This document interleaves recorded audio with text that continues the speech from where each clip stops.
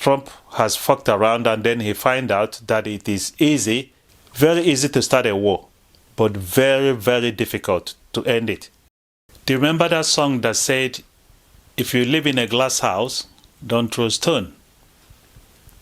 Yeah. The Iranians are fighting back. They're fighting back hard. And the Western economy is feeling the pinch. So it's getting ugly and it's about to get more ugly. The Strait of Hormuz is closed. And no ship is passing through the strait. It's amazing how the table is turning. You know, when the West, America and Israel when they started the war of aggression on Iran, when they started the war of aggression on Iran, so everyone was cheering them in the West. Not everyone, but most people are cheering them because Iran is regarded as evil. The evil Iran. Anything Iranians do, anything they do, they are evil.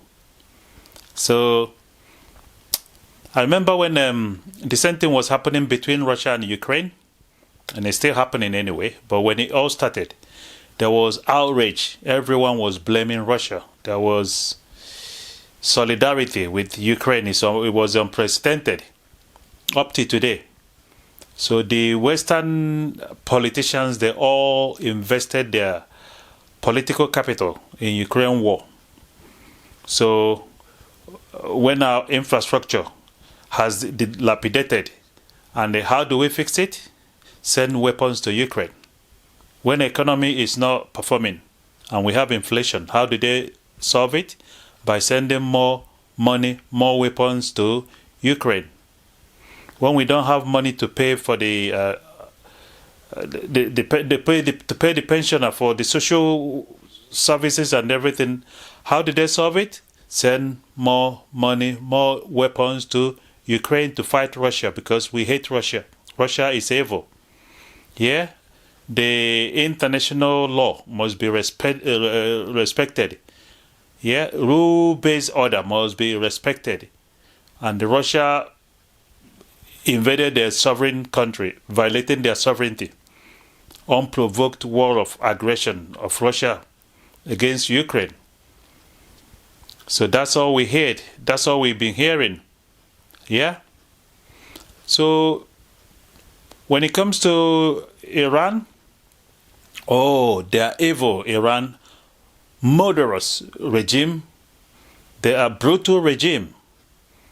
So the Chancellor of German Chancellor Friedrich Merz, he said during the 12-day war, what did he say? He said, Israel is doing our dirty job for us.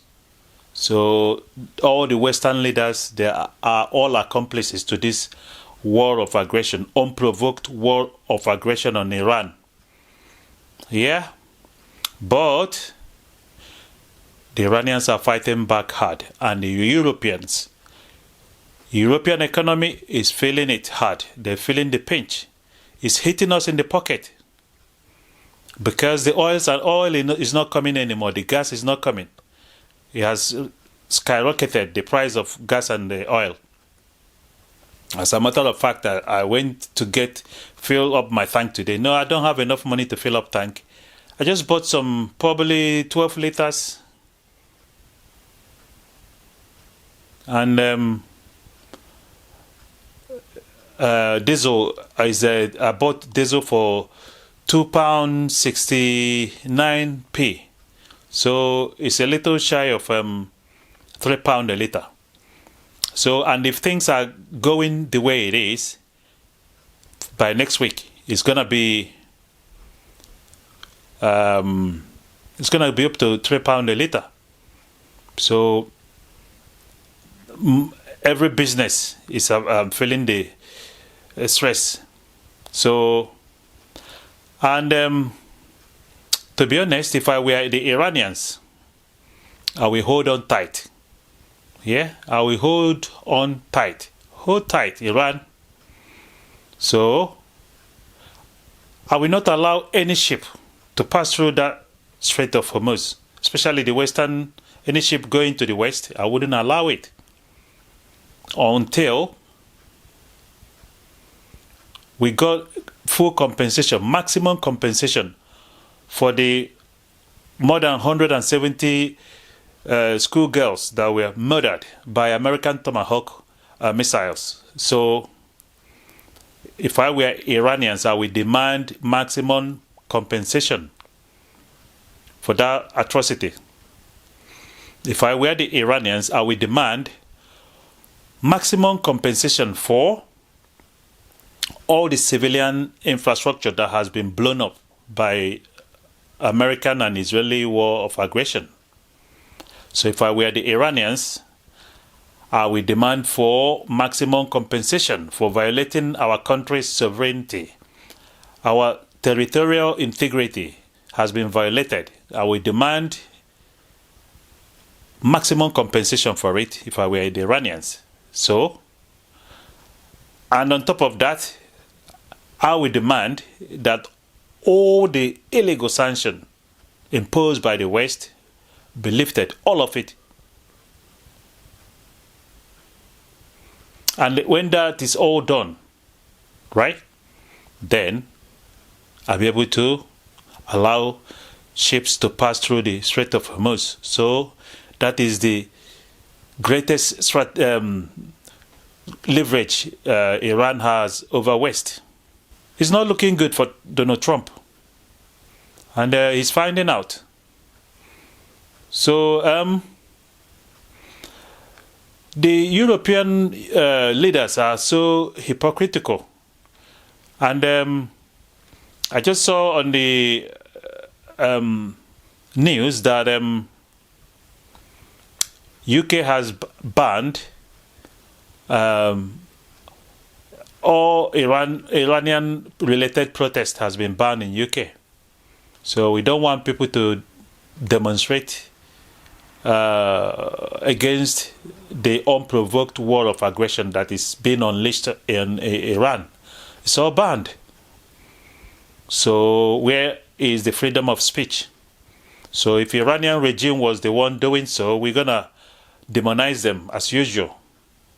So now there's no freedom of speech. We can't speak out. We can't demonstrate. And that's democracy. Right? So what's the difference between this and what the Iranian so-called regime does? So, on the other hand, the European Union has just sanctioned Iran. They have just released measures of sanction against Iran for being the victim.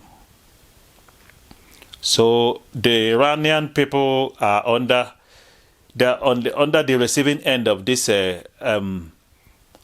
Israeli and American aggression, war of aggression. So, what's the solution to end the war? What is the solution to bring the whole thing to an end? So the European Union, in their wisdom, they think the best thing they can do is to sanction Iran. But if it was Russia and Ukraine, they sanction Russia. And to them, Russia is the aggressor. Ukraine is the victim.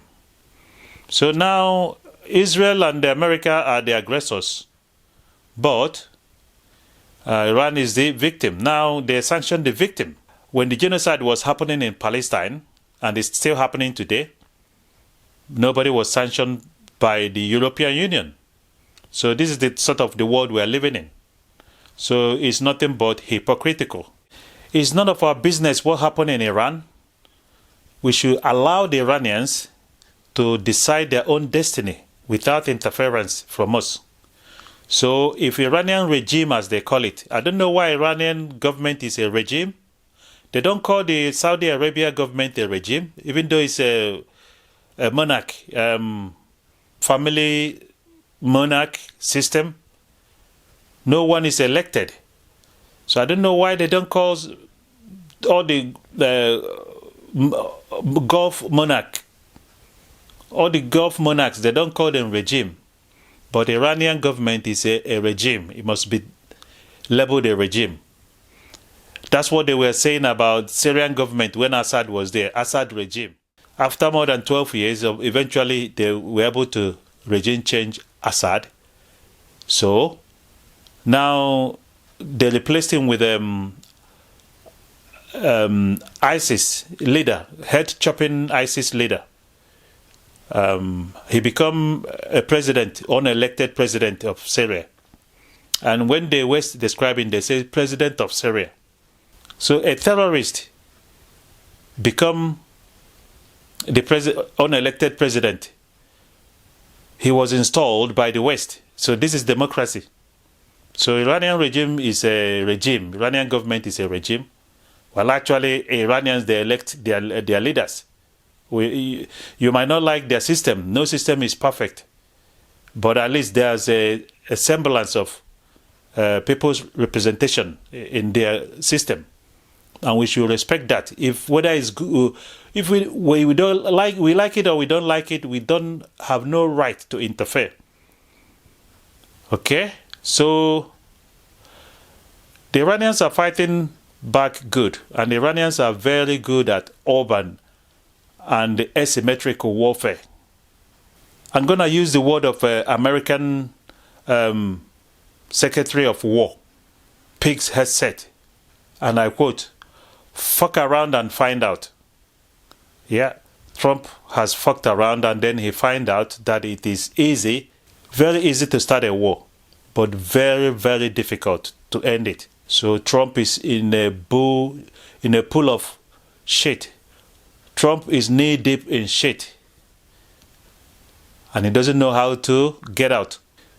Do you remember the words of the Taliban when they were invaded by America? Iran has got the time. America got only watch. Trump is running out of time. It's like a food on the shelf that is about to expire. Iranians are going to fight this out as long as it takes. So Trump saying the war has been it's going to be over soon, but no, Iran is going to tell you when the war is over. So it's Iran. Iran got the cards. They got all the cards. If Iran can hold on tight for the next few months, 6 months, the whole Western economy will crumble. The world economy will crumble. We're going to go back to Great Depression. Anyway, thanks again for today. Thanks for being with us today. And we're looking forward to seeing you in the next video. Thank you. Have a nice day.